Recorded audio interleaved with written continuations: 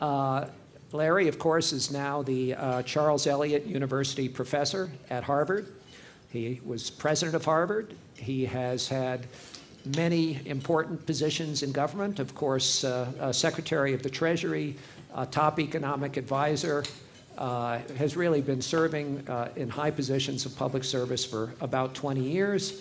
And of course, we all know that he is also one of the world's most distinguished academic economists. Probably all of you had the chance to listen to Larry in the music tent, and you'll now have an opportunity to engage in a conversation, and we'll have microphones and we'll give you time to ask some questions. But I think this conversation is going to be about some different kinds of issues that Larry said he wanted to address. It's not going to be as much on economics and macroeconomics, but rather one of the things we're going to do is explore why, despite all of the challenges that we have been discussing here at the Ideas Festival, he is fundamentally optimistic about America, America's future, America's standing in the world. And that optimism is there despite his candor and frankness about the great challenges that we have. And I think, having talked to many of you over the last few days, I think we could all benefit from some strong doses of optimism amidst all of these challenges.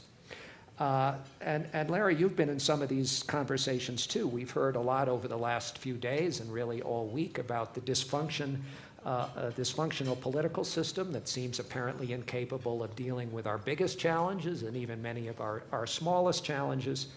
And even in the tent, you spoke quite eloquently of some of the things that needed to be done and talked about, for example, the economic, moral, and security threats given our continued stagnation. And you said that we have to be thinking about leaving our children strong infrastructure and strong schools and not just thinking in terms of dollars of debt. So in a time when the media and many of our polls focus on American decline and the public attitudes seem to suggest that Americans feel somehow we're in decline, what gives you so much hope? And I wonder if it has something to do with the fact that you're back, as you were in much of your career, in a great university. Do universities and the strength of our universities give you some of that optimism? I'll come to universities in a minute, but let me start by saying this. I've spent much of the last 18 months since I left government traveling. And for all our problems, I would rather have the set of problems that the United States faces than the set of problems Europe faces, the set of problems Japan faces, or the set of problems any developing country faces. If you think about sclerosis and aging in Europe and Japan, if you think about the problems of riding the tiger in the emerging markets, I'd choose to have our problems. I choose to have our problems in part because I think they're less serious than those faced by Europe and Japan. And I'd also choose to have our problems because we have a remarkable capacity for self-renewal. You know, the phrase self-fulfilling prophecy is a standard one. The phrase self-denying prophecy is a less common one, but it is part of the genius of America that people become alarmed, and then responses come, and then problems are changed. I've just been reading Robert Caro's biography of Lyndon Johnson. It describes how in the summer of 1963, the book that had seized the attention of the intelligentsia was written by James McGregor Burns, and it was entitled The Deadlock of Democracy. And it had as its thesis the fundamental inability of democracy to get anything done. For kind of an interesting reason. It had as its thesis that there was an insufficient division and cleavage between the two political parties. That it really did. I mean, that the whole thesis was you had these Southern Democrats who were more conservative than the New England Republicans, and so you didn't have clearly defined parties, and so you couldn't have elections that produced mandates, and so nothing happened. Deadlock of democracy, and then you had the Great Society. If we had been convened here in the summer of 1979, we might or might not have liked Jimmy Carter, but we would have kind of agreed with his thesis about malaise, and the book that would have been on our minds would have been Lester Thoreau's Zero-Sum Society. Those ideas looked badly wrong 5 years later. If you look, you can argue about the wisdom, and I obviously am supportive of the wisdom of the steps that were taken, but I think you'd get very little argument from historians or political scientists, but that the United States passed more consequential legislation in the last 3 years than in any 3-year period, certainly going back to the mid-60s and perhaps going back to the 1930s. And so deadlock of democracy, fundamental gridlock, does need to grapple with that kind of observation. So with perspective, one sees that whether it was alarm about Sputnik, whether it was alarm about Japan, whether it was alarm about malaise, whether it was alarm about where the country was going when the President of the United States couldn't walk on a college campus for several years in the late 1960s, these kinds of alarm about the future are a regular and recurrent part of our history. And they call forth the things that drive change and enable things to get better. We are blessed with remarkable strengths.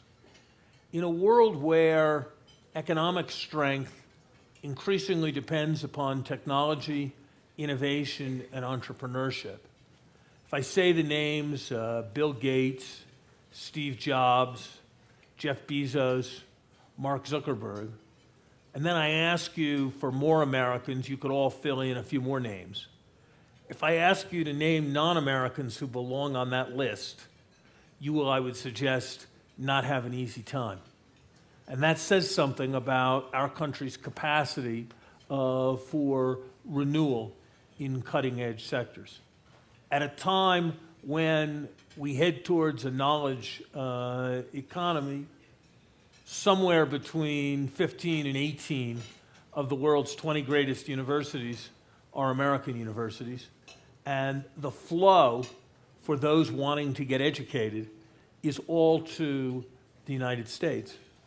And that culture that those universities at their best bring, a culture that venerates the authority of ideas rather than the idea of authority, is something that makes the American system very well adapted to the much more open and flexible world that we are moving in. So yes, inequality is a terrible problem. Yes, our K through 12 system isn't what it should be. Yes, we do not now have the nation's finances on a sustainable path. Yes, there is a diminution in trust and faith in institutions, and I could give a longer list. But if you look at this moment, either relative to other countries or relative to a range of past moments in American history, I think it gives you a very useful perspective and grounds for somewhat more optimism. Well, let's just continue on the subject of higher education. And you mentioned how American universities continue to rank so high and how important universities are to our future. How confident are you that we are going to retain our lead internationally in higher education? I mean, there are many crises facing higher education, and the investment in research is declining. The graduation rate, certainly the elite universities still are very strong, but the percentage of Americans who graduate from college, we always used to lead the world. We no longer lead the world. The economic model seems to be, many people, broken. Your own university now, it costs the family about $250,000 to send someone to Harvard for 4 years. Is that sustainable? Are you worried about the future of American universities and our continued leadership in that sector? There are two parts to that question.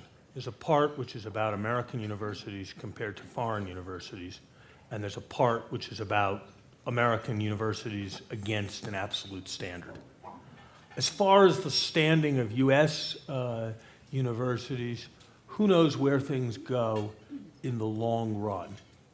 But for the next decade or two, I feel very good about the strength of American universities. Here's a painful observation to start with, without taking any pleasure in it, or for better or for worse. The sector of American higher education that's represented by Stanford, Harvard, Williams, Pomona, is having much better times than the sector of American higher education that's represented by Berkeley, Ann Arbor, the University of Texas. We're the only country that has that sector. The challenge of state government-financed higher education in a world where the relative cost of higher education is rising and there's increasing pressure on taxpayers, we're diversified with respect to higher education. We have a channel for moving billionaire wealth into opportunity in higher education. The rest of the world fundamentally doesn't have that. The world is getting more mobile and more small. If you look at the fraction of the best students in any country who are studying in the United States, it is going up. If you look at the fraction of faculty who cross international borders and come to American universities, it is going up. Who knows where it will be 30, 40 years from now, but I think if you ask to what extent are Oxford, the Sorbonne, Delhi University, or Tokyo University competition for America's best universities, the extent of that competition is not greater today than it was 20 years ago. And it seems to me the trends are actually, because the American system is more private and more flexible, are actually running in favor of the American system. I think there's a different question. There are two different questions where I think it's right to be much more concerned. One is with respect to mass education and equality of opportunity, where you're quite right that because the American secondary system is not doing what it could and what it should, we no longer are leading the world in the fraction of kids who get a college degree, and that is a crucial, that certainly is a crucial national challenge.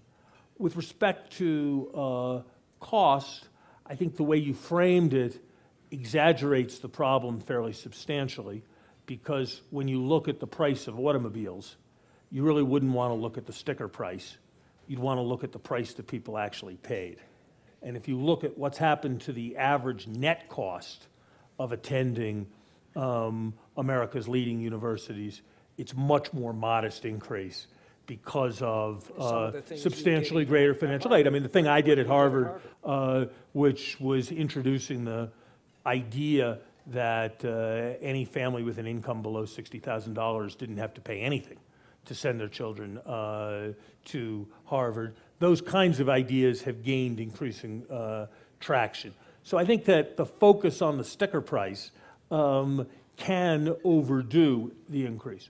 But there's no question that as a broad matter, there is a critical challenge. And the critical challenge, you know, it has its roots in, there's lots of specific things you can say, and, you know, God knows there's plenty of inefficiency in universities. It's one thing to say that academic freedom is a sacred value. It's another thing to say that every professor should be able to get precisely the computer they want, and the university shouldn't be able to pool its purchasing power to get a discount.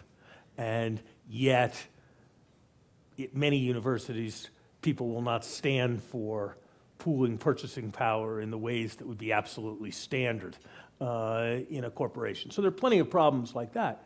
But look, here's the root of the problem. The root of the problem is that more productivity basically means more students per teacher. That's what it basically means in education. And I don't think any of us want that for our kids. Well, What we want is the opposite.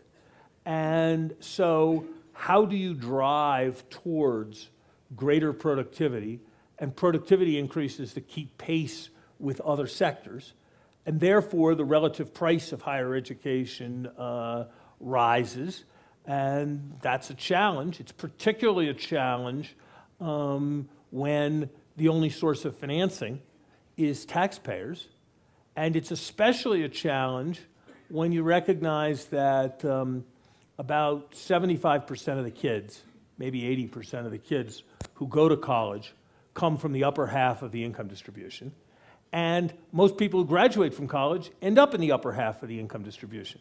And so the idea that everybody should pay taxes to help the children of the relatively affluent, who are themselves going to become the relatively affluent, you know, is understandably enough a challenging notion politically. Well, I want to come back to that in the context of equal opportunity and also efficiency of higher education, because one of the other things we've talked about is the use of technology and online education. I mean, talk about productivity. There the ratio can be 100,000 to 1. But I want to get back to public higher education, which has been enormously important to American upward mobility and to the development of a middle class. And when you talk about the Harvards and the Stanfords and the Pomonas and the Williams, you're talking about a very small slice of the population that is increasingly from a very affluent, very affluent families.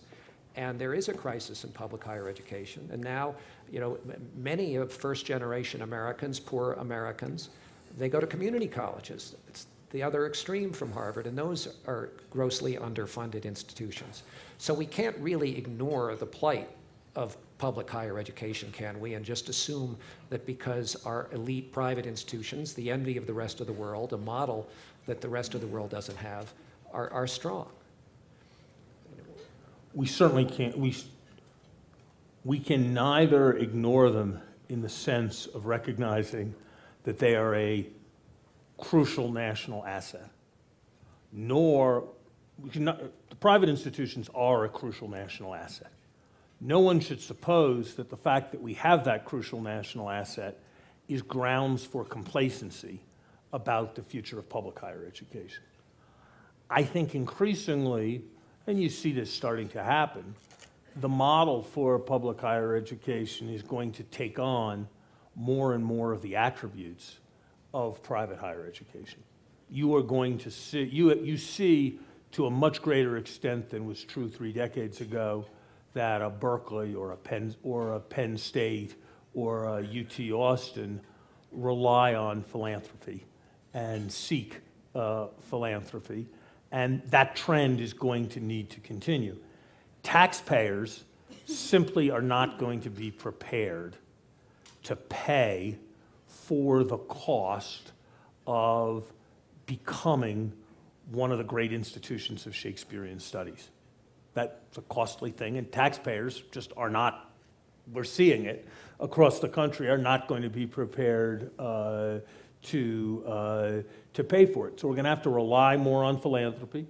We're going to have to rely more on technology to try to drive efficiency. We're going to have to rely more on models that emphasize financial aid. You know, the children of most of the people in this room, if they attend a public university, probably should be paying a tuition that bears some resemblance to the cost of providing that education. And so we're going to need to move away from the universal low tuition model in substantial parts of public higher education. And we're probably going to need to make student loan models, particularly for those studying fields where the returns are quite lucrative, into a larger share of the financing model.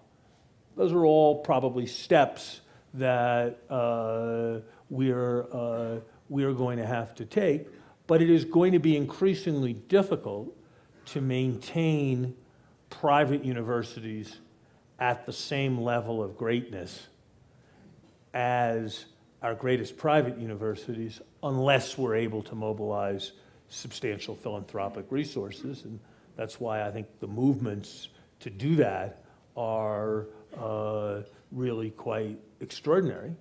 And you're in a quite different world. I mean, I was speaking to the dean of a prominent public medical school. And that medical school gets 7% of its support from the state. 7. Well, at 7% of the cost coming from the state, you have to ask, does the discouragement to philanthropy, how does that compare with the revenue benefit that you're receiving? And so I think there's going to need to be substantial soul searching in public higher education. You think there was some soul searching going on in the University of Virginia board recently? I don't know anything about that episode beyond what I read in the newspapers. It certainly did not seem to me to be a triumph of rational and reasonable governance, and it's hard to believe that the trustees were consistently right, given the range of positions that they took over a 2-week period.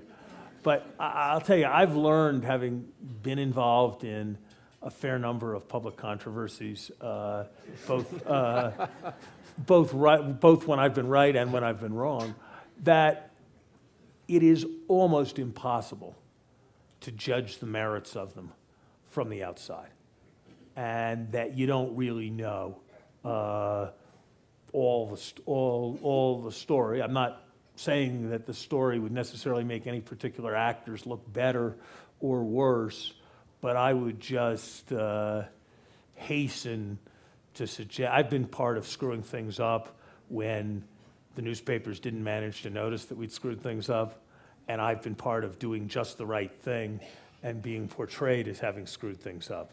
And so I just think one needs to look at this with a certain lack of confidence about the judgment one can make from the outside, but certainly it has all the elements of fiasco written all over it. Recently, the Kennedy School put out a video where you said that Americans needed to stop attacking the rich for their achievements.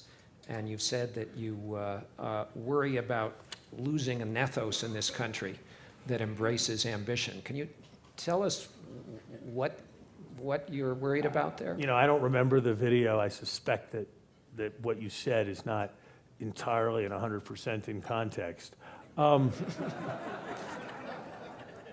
look, but what I will say, I will say a couple things that are in that direction. I yield to nobody in believing that rising inequality and a sense, particularly of diminished opportunity for those who are children of the less fortunate, is an absolutely critical national problem, particularly the question of lack of equal opportunity, which I think is central to the whole concept of the United States.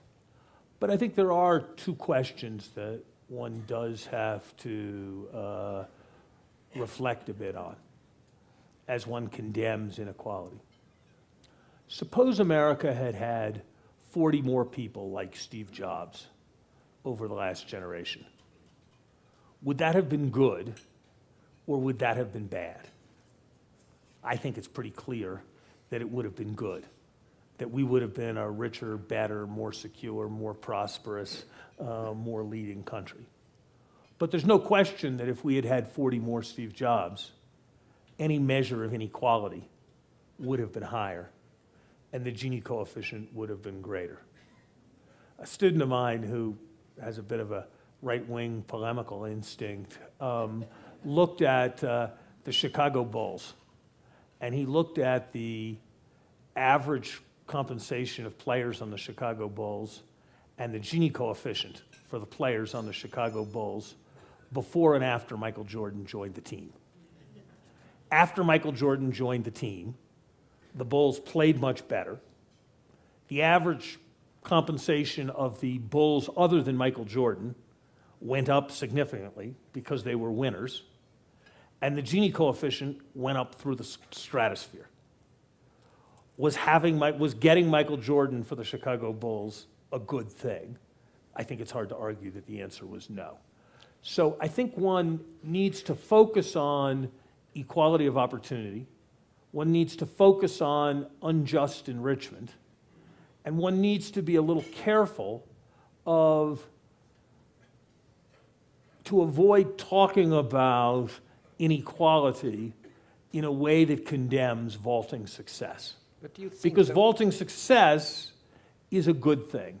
And I think there's a broader ethos question that we have to ask. I have no doubt that it's the right thing in 6-year-old soccer that everybody plays an equal amount. I'm sure that's the right thing in 6-year-old soccer. Is it the right thing in 16-year-old high school football? Is it the right thing when at a number of our country's leading law schools and business schools, not only are grades kept secret, but students are asked to sign an ethical pledge that they will not share their grades with anyone? That the student who does best in the class or who gets all A's is committing an academic infraction if they share with an employer that they got all A's. And the motivation is that it creates invidious competition. Is that a good thing? Well, you can see why it's a good thing, and you can see why it promotes collegiality, and you can see all those things. On the other hand, you've got to sort of wonder whether a world where there's that much emphasis on kumbaya and that little emphasis on recognizing extraordinary performance, I kind of think that does have some incentive effects, and that those incentive effects may not be altogether positive. But do you seriously think that many Americans begrudge the success of the Steve Jobs of the world or the Michael Jordans? I mean, isn't there an issue independently just with the degree of inequality that? Well, but that's the question. I mean, everyone agrees capitalism requires a degree of inequality and reward for performance and merit.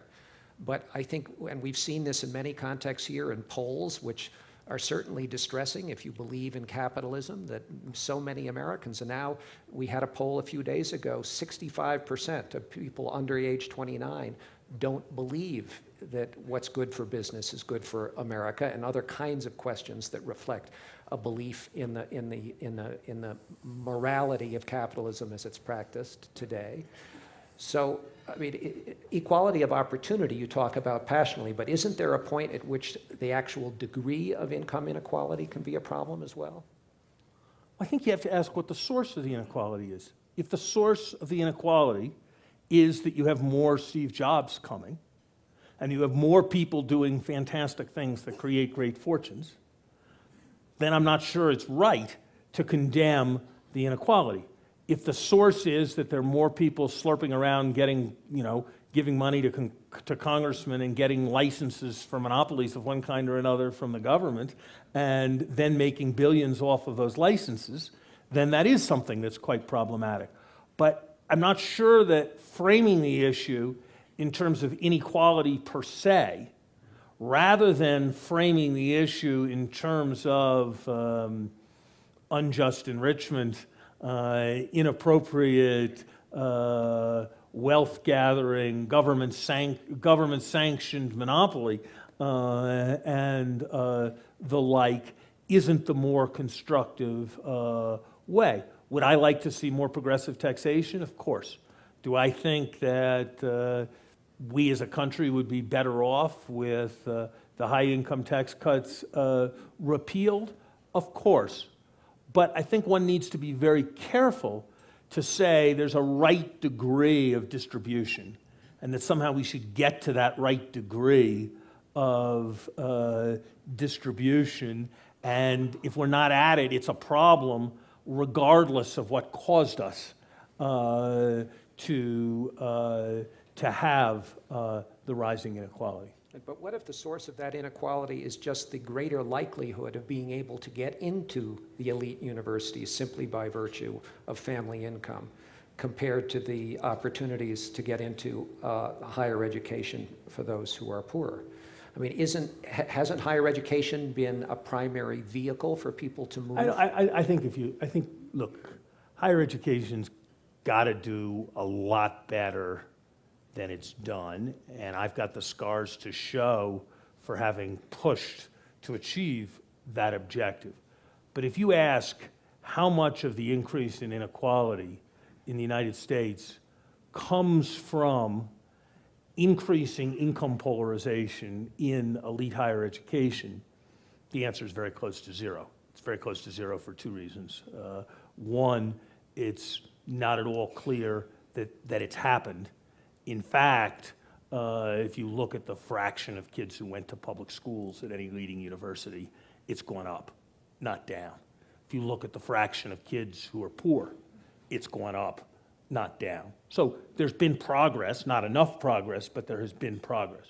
Second, I think one needs to be a little careful in the judgment. The best studies show, of course it's true, that the average kid who graduates from Yale has higher family income, higher life prospects on a variety of ways than the average graduate of the University of Connecticut. But if, and statisticians have done this in a number of different ways, if you hold constant the characteristics of the kid and you say, which predicts your income better in life? Which college you went to, or which was the best college you got into? So the best college you got into is a kind of measure of your ability. The evidence is that the best college you get into is a better predictor of your life prospects than the college that you actually went to. So I think we should make a mistake in suggesting that that great an advantage adheres to going to some of the leading schools.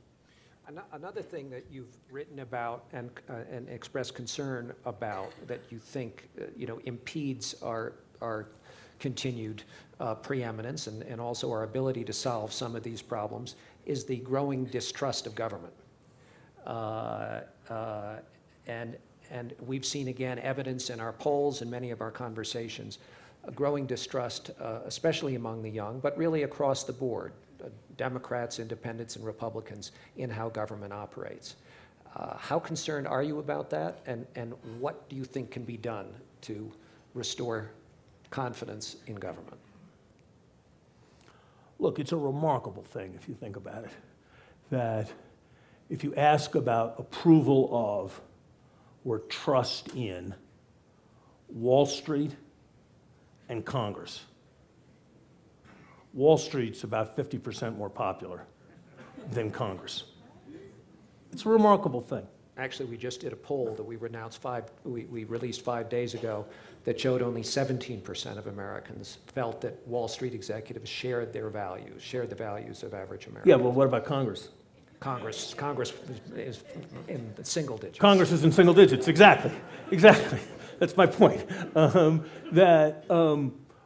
Wall Street's got that. It's remarkable the degree of disillusionment, and I don't pretend to completely know the answers. A fair amount of it is,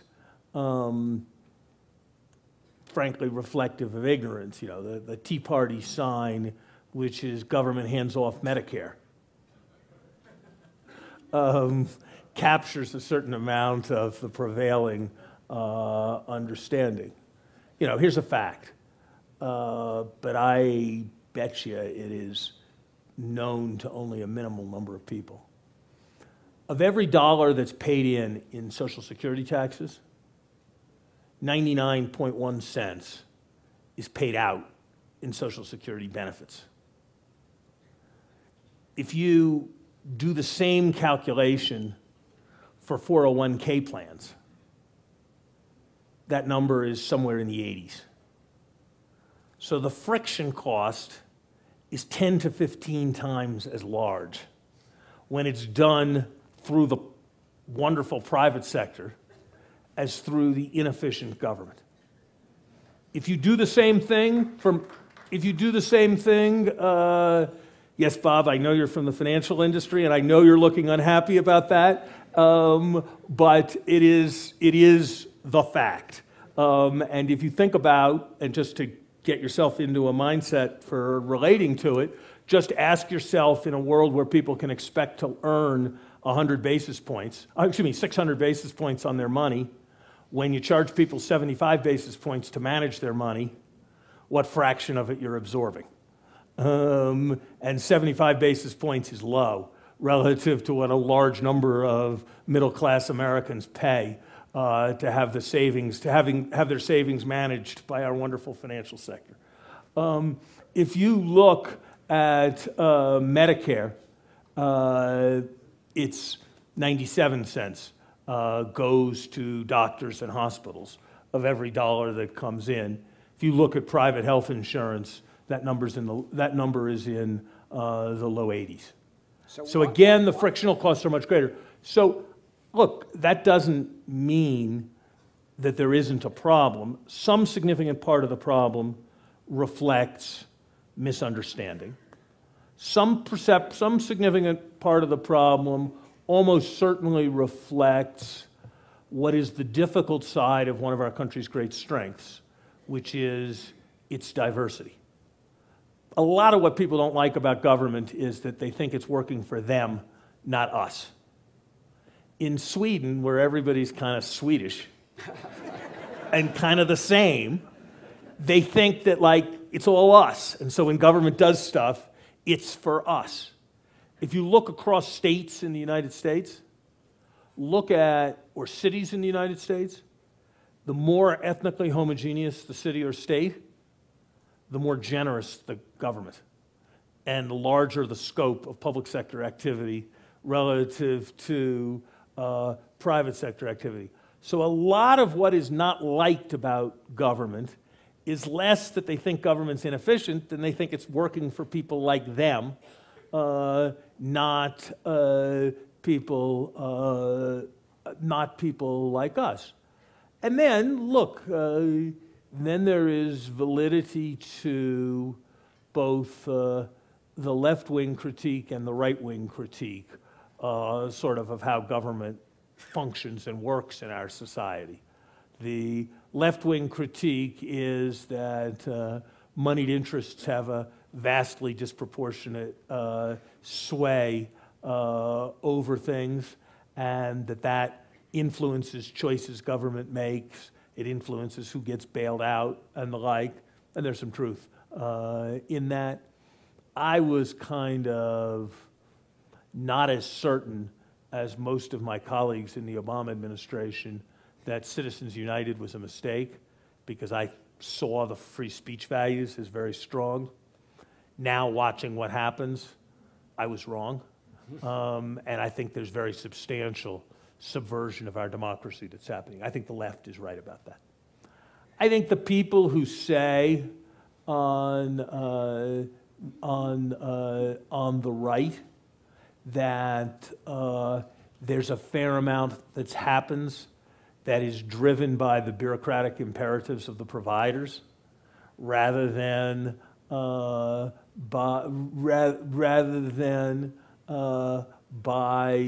the best judgment as to what's actually necessary. That stuff has some validity. Look, I saw this in two ways. Where, to just give two examples from the time during my experience as president of Harvard. I lived in what was Harvard's president's house. Harvard was required. There were 2 steps up to the front door. If you went through the kitchen, there was no steps up to the kitchen. Harvard was required to build a ramp to the front door. that ramp, because it was an old house and architects needed to be involved and so forth, cost $450,000. In the 5 years that I lived in the house, there was one occasion on which it was used to enable someone with a wheelchair to come into the house. And there were, I would estimate, 94 occasions on which my young son had a wonderful time skateboarding down the ramp. Is that that kind of stuff gets people upset with government. There are a lot of groups in our society that need protection. Is it really a rational priority of a government in squeezed times to make sure that no university asks or encourages or pressures a tenured professor approaching 80 years old to retire? Should that be should seeking to engage itself with that question be a focus and a priority of our government? Is there anyone in this room who thinks that there's huge rationality in the way the TSA does its business? So there's a lot that government can do to do better. But I think that that is only part of the story, and people's misunderstanding is another part of the story.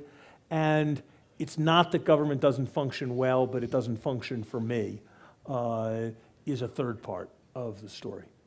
You've always, Larry, been especially frank about issues, as we've seen today. Do you think that we're... My life experience is that whenever anyone compliments me on my candor and encourages me to go further, or says, could you step out of your role as a government official and tell us what you think as an economist, or forget your job at Harvard, just tell us what you really think, that they're inviting me to do something I will regret. Well, I don't think so. No, I wouldn't do that at all. But yeah, so you could try, but I mean, do you think conversations in this country are dictated too much by political correctness? Yeah. Yes, of course they are. Does that mean that there are not many different areas where insensitivity has been the norm and where there's been important progress in the last decades towards people speaking in ways that are more respectful? Yes, I think there has been great progress, and I don't think one could have achieved that progress without some element of shaming and without some element of declaring that certain kinds of ways of expressing views were repugnant and unacceptable. But has that shifted to a point where certain important subjects are very difficult to address and people shy away from studying them? Yes, it absolutely has. Are there reasonable perspectives that have been demonized? I think it's very hard to argue that has not taken place. Are there things that happen on university campuses? Look, my daughter can't remember precisely what the T-shirts said, but at the school where one of my daughters recently graduated, a group of her friends on the crew team wore T-shirts that, referring to the person who steers the boat, used in some way the word cock on the T-shirt. They wore them. A group of them wore T-shirts to a party.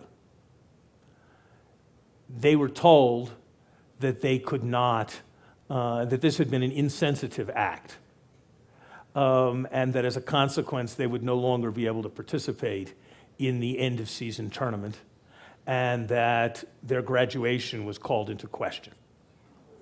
There was subsequently a rebellion, and the ACLU came to town and there were editorials, and the decision got reversed.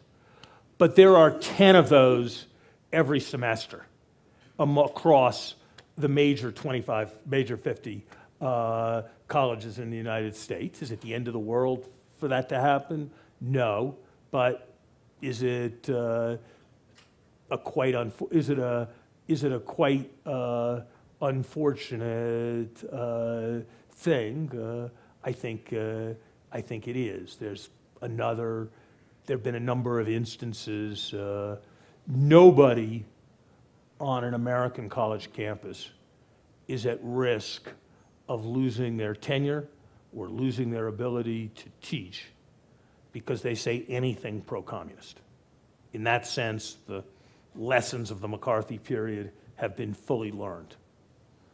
But if somebody says something that speculates about ethnic differences of a variety of kinds or takes an unfashionable position, there are instances where assistant professors don't get promoted or don't get their contracts renewed on American college campuses every year in significant quantity, and I think that's wrong, and I think we are worse off as a country for it.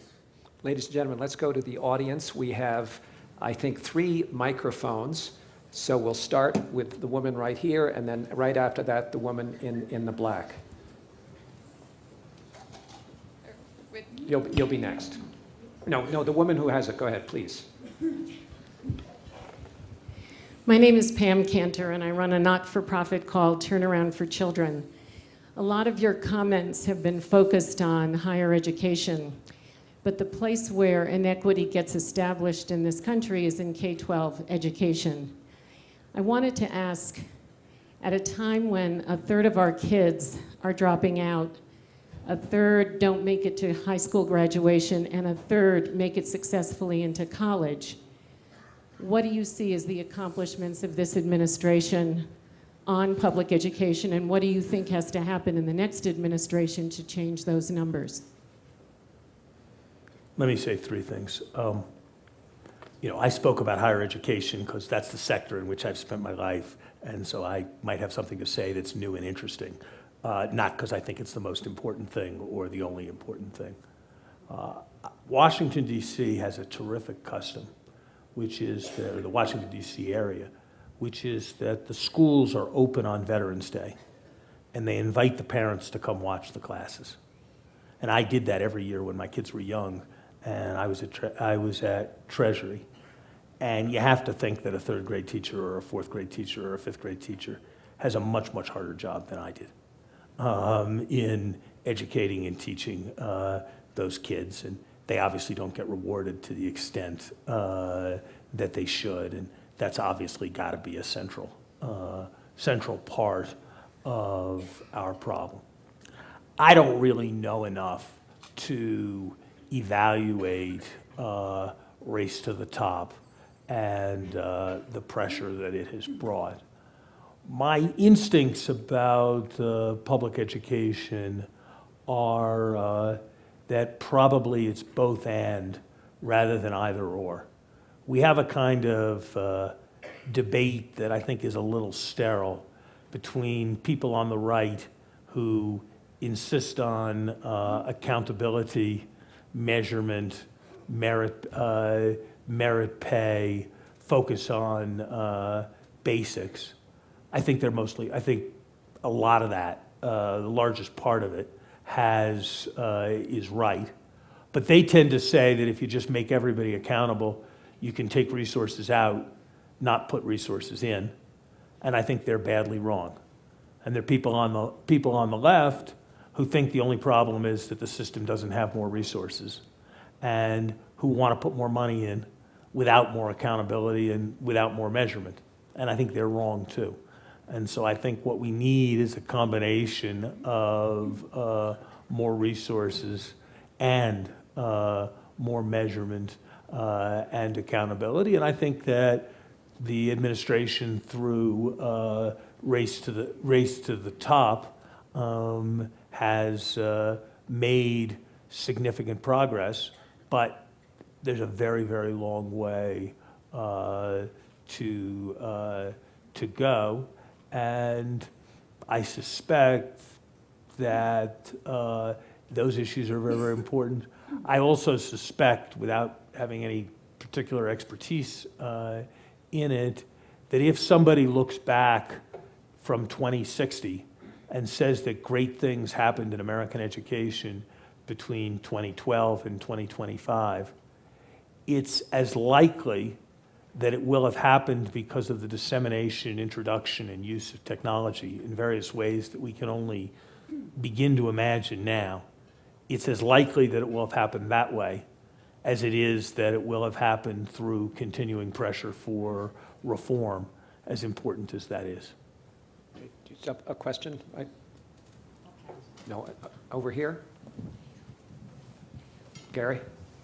The last time you were here, we talked a little bit about the money supply. And can we just say that if people are going to remember what I said the last time I was here and are going to attempt to hold me to consistency and stuff like that, this is really very unfair, and I won't be likely to return. I won't make any reference to what you said or thought before. I'm curious about your current views on the possibility that further expanding our money supply could help improve our economy, and your perspective on the views of Paul Krugman. Look, old habits as Treasury Secretary die hard, and so I am very cautious about either predicting or prescribing for the Federal Reserve System. I think that nobody spends because there's like a high money stock in the United States. Nobody decides there's a big money stock, so I'm going to spend. So insofar as expansionary monetary policies work, they work by changing things which do directly impact on people's spending. As of an hour ago, the 10-year Treasury rate was 1.57%. Maybe there are people who don't make investments because 1.57 is kind of high, and they would make investments if the interest rate were 1.2%. Maybe. And maybe the investments that you wouldn't make at 1.57 and would make at 1.2 would turn out to be good investments. But my suspicion is that once you've got interest rates where we've got them, I'm not sure there's great efficacy towards further reduction in interest rates. On the other hand, I think it's also true that, and here I would agree with Paul Krugman, the risks of slowdown and rising unemployment seem to me to dwarf the risks of rising inflation. And more generally, I think the most difficult thing that is kind of the essence of what Keynes taught, and which is just very, very difficult for people to appreciate, and I grant you, not all economists would agree with this statement, is this. The central irony of financial crisis is that it is caused by too much confidence, too much borrowing and lending, and too much spending. And it is only resolved with more confidence, more borrowing and lending, and more spending. And that's what you mean when you say the reason businesses isn't hiring is because they don't have an order book that supports hiring, that you need to find ways of increasing demand. I think that's entirely right. Whether the tools of monetary policy have a great deal more to do that they can achieve with respect to demand, I think is very much a question right now, and that's why I've put much more emphasis on aspects of fiscal policy than on aspects of monetary policy. Gentleman on the side. And who's going to be next? There's someone over there. And in the middle. Hi. And the woman over here. My name is Khan Ross. I'm a former British diplomat, and I'm also a part of Occupy Wall Street, where I'm part of a working group that's trying to set up a new bank. And if anybody can generalize about Occupy, which nobody, I think, really can, because it's such a diverse movement, is not so much anti-rich, it's motivated by a sense that the system is not fair, that it is tilted to a few insider, large for-profit banks that have manufactured a situation partly through political influence where their advantage is protected. And I'll give you a specific example of this. We have been looking at how to set up a new bank, and we find that the barriers to entry to set up a small community bank owned by its customers, democratically run, are extraordinarily difficult. For instance, there has not been a new bank charter given by the FDIC since 2008. Another example is that a national credit union able to compete to scale with the big for-profit banks is not actually legal, because credit unions are not allowed to have universal membership, are not allowed to be universally accessible for any customer. This is one of the many ways that the big for-profit banks have protected what is essentially an oligopolistic situation, what one might call a rent-seeking situation. Dodd-Frank does nothing about this. Can you please ask a question? Sure. Well, it's a complex question. Well, And what I want to ask specifically is, what can the administration do to return banking to simple banking, owned by its customers, led by the community?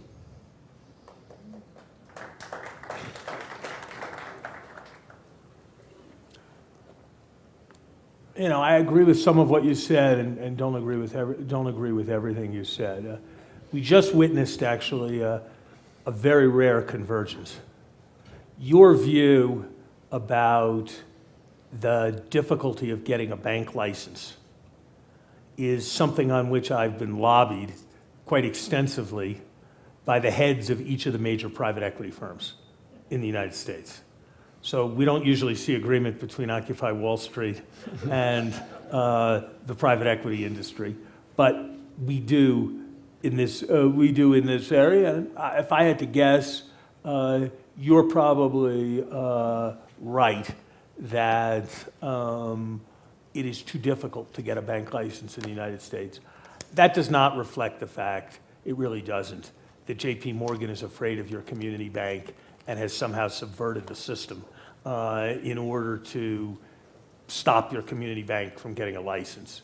It reflects the fact that the government is scared about its inability to distinguish between a responsible license applicant and a non-responsible license applicant, and nobody gets mad at you for turning down somebody's license. But if you give somebody a license and then they go broke and then you have to pay off a bunch of depositors, you've wrecked your career. So I agree with you about the direction of error there, even if I don't agree with you about the precise cause. You know, returning banking to its simple roots is a complicated kind of idea. Let's remember that the banks in Europe have driven themselves to the edge of bankruptcy by buying government bonds, about as basic a transaction as you can engage in. The central source of the US financial crisis was mortgages against houses whose value went down. That's a basic and simple banking activity. Bear Stearns was not a bank. It was not a bank. It didn't do any of the basic banking things. But when it went bankrupt, it threatened to bring down the system. And when Lehman was allowed to fail, the consequences were quite catastrophic. So the idea that if you just keep banks simple and you let everybody else do what they want and fail whenever they want, that banks will be healthy because simple things are safe things, that's actually not very clearly right. And the idea that if you leave other things outside of banks then you can have no bailouts and just let people take their consequences. We sort of tried that experiment at Lehman, and it didn't work very well. So, do we have insufficient regulation because there's too much political power in the banking industry? Yes. Was it wrong that the banking industry was spending, financial industry was spending $1 million per member of Congress on lobbyists with respect to Dodd-Frank? Yes. Is it wrong that there were that every member of Congress was quadruple teamed? That there are 535 congressmen and senators and 1,950 lobbyists working Dodd-Frank? Does that make one feel uncomfortable? Yes. But I think the challenge is not to decide one's outraged. That's easy.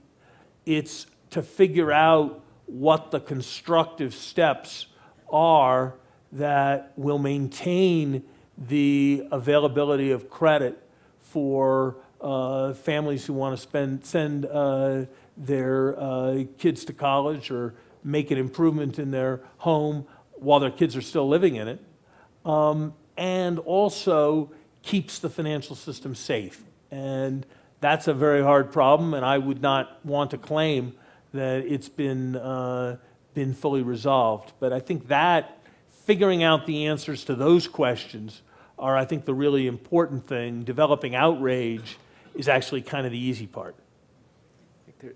Right here in the middle, and then we might have time for one quick question right over there. So that'll be our last question, please. Great, thanks. My question's about student debt and college, inflation of college pricing. Earlier you mentioned talking about sticker price versus street price.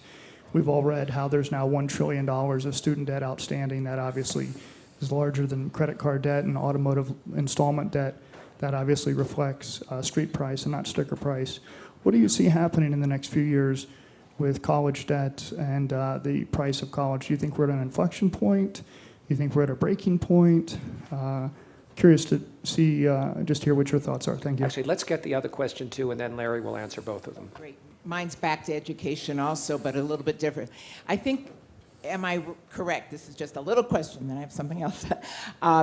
That we talk about higher education because we think that the country would be better, our children would be better if we had more education. That high schools right now, as it stands, is not enough education. Therefore, I assume that's why we talk about higher education so much. What about thinking out of the box? I'm not sure it's out of the box. I'm wondering if this thought has passed the education elite. More high school education, so we're better, our children are better educated, or longer educated as they become more mature in high school. So adding on to high school, and or adding, and I know this has been thought of, but is there any reality in adding public service like Peace Corps, Vista, et cetera, to add to the maturity and education of our children? Two difficult questions, and we only have about 2 or 3 minutes. So if you could address both of those quickly, Larry, that'd be great.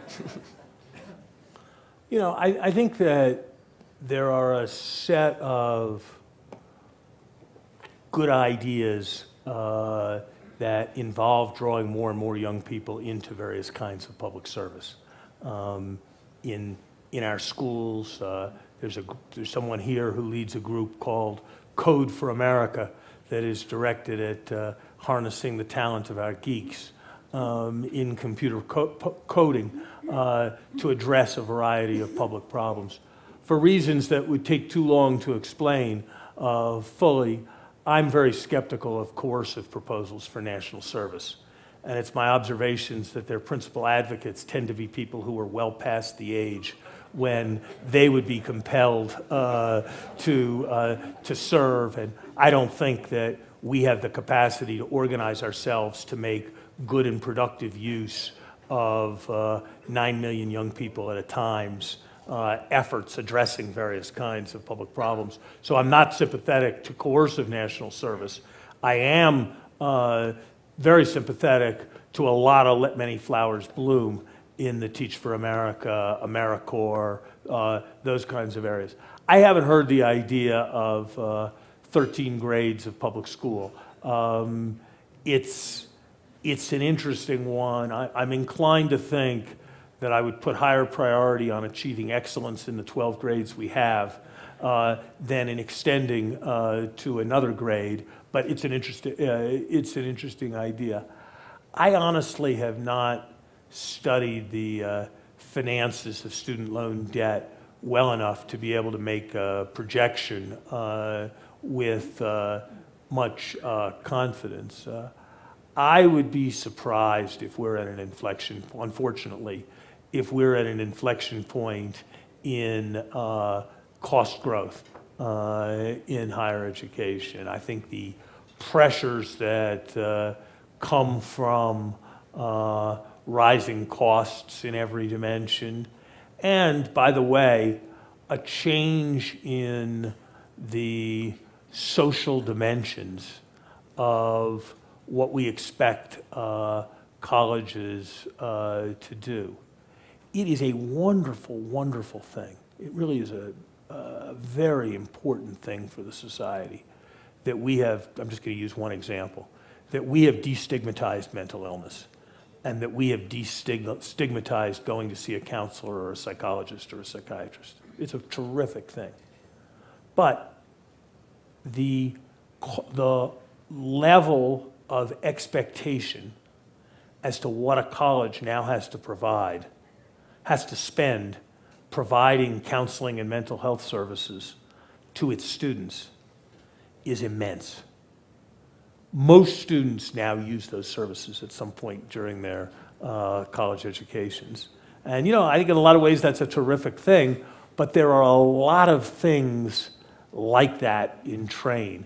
And so I'm not hugely optimistic that we will succeed in substantially slowing the growth rate of capital costs. Ladies and gentlemen, let's thank Larry Summers.